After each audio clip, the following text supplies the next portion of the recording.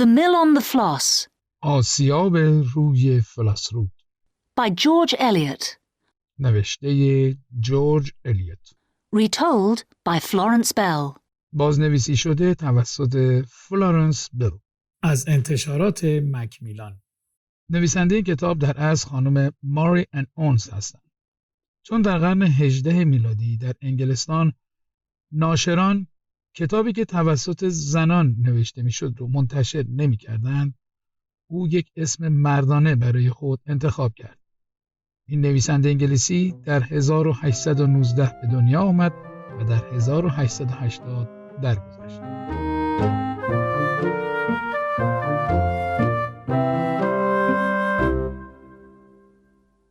Chapter 2. فصل دوم. Maggie cuts her hair. مگی موهایش را کوتاه می‌کند. 10 days later, Mrs. Tulliver's married sisters came to dinner at Dorset Mill. 10 روز بعد خواهران متأهل خانم تالیور برای شام به دورکت میل آمدند. Their husbands, Mr. Glegg and Mr. Dean, came with them. شوهراشون آقای گلگ و آقای دین با اونها اومدن. And Mr. and Mrs. Dean brought their daughter, Lucy. و آقا و خانم دین دخترشون لوسی رو آورده بودن. Maggie kissed her little cousin. مگی دختر خاله کوچکش رو بوسید. Lucy Dean was 7 years old. لوسی دین 7 ساله بود. She had pretty fair hair. موهای زیبا و روشنی داشت. Maggie's hair was dark and untidy. موهای مگی تیره و نامرتب. Everybody sat down at the table. همه سر میز نشسته بودن. Maggie's hair is always untidy, Mrs. Tulliver said. What can I do? خانم تالیور گفت موهای مگی همیشه نامرتبه. چه کار میتونم بکنم؟ Cut her hair shorter, replied Mrs. Glegg. خانم گلگ پاسخ داد موهاشو کوتاه‌تر کن. Go and brush your hair, Maggie, said Mrs. Tulliver. Go quickly. We are going to eat dinner now. خانم تالیور گفت برو موهات رو شونه کن مگی. زود برو. الان میخوایم شام بخوریم. Then Maggie had an idea. پس مگی یه فکری داشت. She spoke to her brother. با برادرش حرف زد. Come upstairs with me, Tom, she said quietly. او به آرومی گفت با من بیا بالا تام. Maggie and Tom went upstairs. مگی و تام به طبقه بالا رفتن. They went into their mother's bedroom. به اتاق خواب مادرشون رفتن. Maggie picked up a pair of scissors. مگی یه قیچی برداشت. What are you going to do, Maggie? Tom asked. تام پرسید مگی میخوای چیکار کنی؟ Maggie cut off a long piece of her hair. مگی یه تیکه بلند از موهاش رو برید. Oh, Maggie, you are a naughty girl, Tom said. تام گفت اوه مگی تو یه دختر شیطونی. Maggie cut off some more hair. مگی چند موی دیگر رو کوتاه کرد. Then she gave the scissors to Tom. سپس قیچی رو به تام داد. Help me, Tom, quickly, she said. او گفت به من کمک کن تام. زود باش. Tom cut once, twice, 3 times. تام 1 2 3 بار برید. Soon, pieces of Maggie's hair covered the floor. خیلی زود تکه هایی از موهای مگی کف اتاق رو پوشوند. Tom looked at his sister and he laughed. تام به خواهرش نگاه کرد و خندید. Don't laugh at me, Tom, said Maggie. مگی گفت به من نخند تام.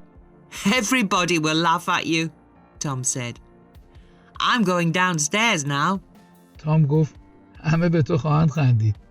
من الان دارم میرم پایین. Maggie looked in a mirror.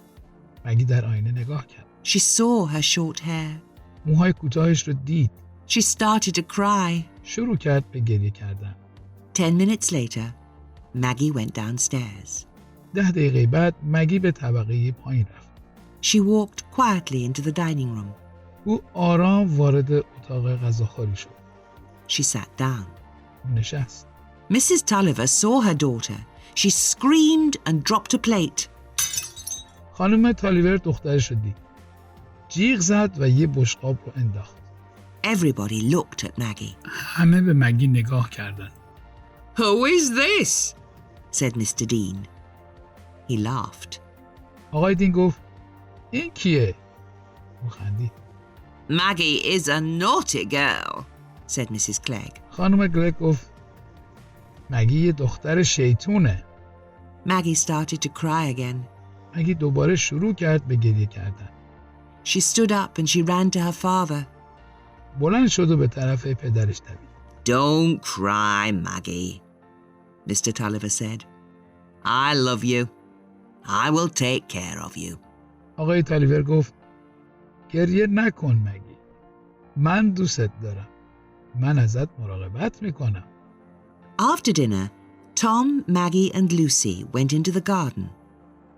بعد از شام تام، مگی و لوسی به باغ رفتن.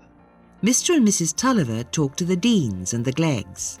آقا و خانم تالیور با دین ها و گلگ ها صحبت میکردن. Mr. Tulliver, said Mrs. Tulliver, tell everybody your plan. خانم تالیور گفت آقای تالیور برنامه خودت رو به همه بگو. I want Tom to have a good education, Mr. Tulliver said. آقای تالیور گفت من میخوام تام تحصیلات خوبی داشته باشه. He will go to a new teacher in August. He will go to Mr. Stelling. او در ماه آگوست پیش یک معلم جدید میره. او پیش آقای استلینگ خواهد رفت. He will learn everything. History, Latin, mathematics. او همه چیز رو خواهد آموخت. تاریخ، لاتین، ریاضیات. Tom doesn't need Latin, Mrs. Glegg said. He is going to be a miller. خانم گلگ گفت تام به لاتین نیاز نداره. او قراره یه آسیابان بشه. He is not going to be a miller, Mr. Tulliver replied. آقای تالیور پاسخ داد او یه آسیابان نمیشه. He's not as clever as Maggie, but I want Tom to have a good education. او به اندازه مگی باهوش نیست. اما من میخوام تام تحصیلات خوبی داشته باشه. Tom must learn useful things, not Latin, Mrs. Glegg said. That is my advice. خانم گلگ گفت تام باید چیزهای مفید یاد بگیره، نه لاتین. این پیشنهاد منه. Mr. Tulliver did not like Mrs. Glegg. آقای تالیور از خانم گلگ خوشش نمیومد. You always give advice, he said. او گفت تو همیشه پیشنهاد میدی. But you don't give people money. اما به مردم پولی نمیدی. No, I don't give people my money, Mrs. Glegg replied. خانم گلگ پاسخ داد نه من پولم رو به مردم نمیدم. But I have lent my money. I have lent money to somebody in this room. اما من پولم رو قرض دادم. من به یکی در اینجا پول قرض دادم. Mr. Tulliver was very angry.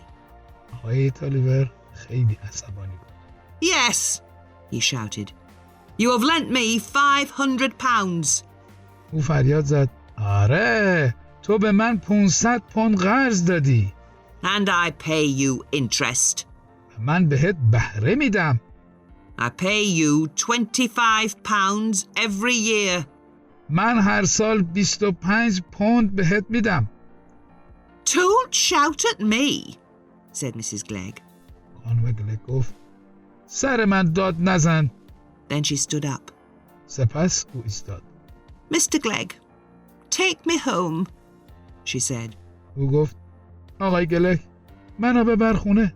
Yes, go home, Mrs. Glegg, Mr. Tulliver shouted. آقای تالیور فریاد زد آره خانم گلگ به خونه برید. I will pay you the money next week. من هفته آینده پول رو بهتون خواهم داد. Mrs. Glegg left the room and her husband followed her. خانم گلگ از اتاق خارج شد و شوهرش به دنبال او رفت. But Mr. Tulliver did not have £500. اما آقای تالیور 500 پوند نداشت. He could not pay Mrs. Glegg. او نمیتونست به خانم گلگ پولی بده. The next week, he went to a friend. هفته بعد نزد یکی از دوستانش رفت. He borrowed the money. او پول رو قرض کرد. He borrowed £500. 500 پوند قرض گرفت. Then he paid Mrs. Glegg. سپس به خانم مگلگ پرداخت کرد.